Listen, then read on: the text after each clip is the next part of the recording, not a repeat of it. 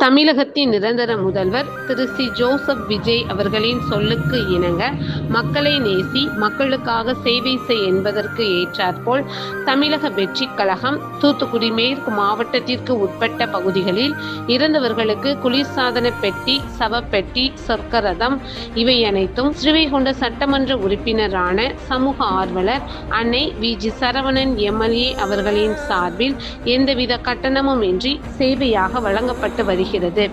இந்நிலையில் பேரூர் பகுதியைச் சேர்ந்த பண்டாரம் அவர்களின் மனைவி செல்லக்கண்ணு அவர்கள் 13/6/2026 அன்று வயது முதிர்வு காரணமாக காலமானார்.